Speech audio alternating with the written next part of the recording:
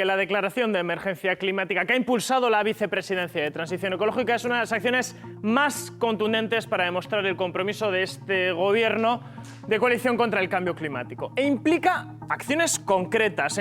Son 30 las líneas de acción prioritarias y son 5 las que el gobierno quiere ejecutar en los primeros 100 días de gobierno. El cambio climático es una realidad cada vez más evidente. 2 datos. La década del año 2010 fue la más cálida en la historia y el año 2019 ha sido el más caluroso en Europa desde que se tienen registros. Desde el gobierno, ¿cómo se articula esta estrategia? El paraguas va a ser la Ley de Cambio Climático, que es un ambicioso proyecto legislativo que busca, entre otras cosas, que la huella de carbono sea cero, es decir, que se retire tanto CO2 de la atmósfera como el que se emite. Es un objetivo ambicioso, ya que se quiere alcanzar en el año 2050, en apenas 30 años. Otra ley que promoverá el gobierno muy importante, la Ley de Movilidad Sostenible, que es aquí donde se va a pedir a los municipios de más de 50.000 habitantes, entre ellos las capitales vascas, que se establezcan zonas de bajas emisiones, es decir, que se limite, entre otras cosas, el tráfico de una manera urgente.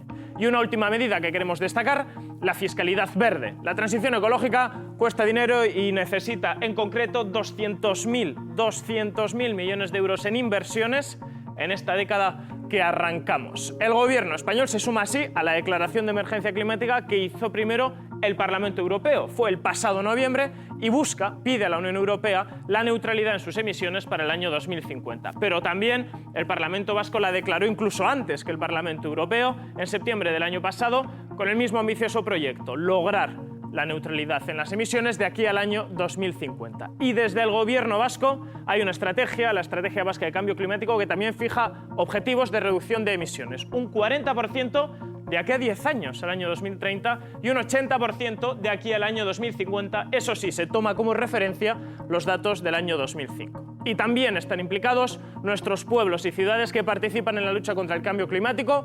2 ejemplos, Bilbao y Gasteiz disponen, estas 2 ciudades, de sus propios planes de adaptación al cambio climático. Porque el cambio climático es una evidencia y en Euskadi nos va a afectar.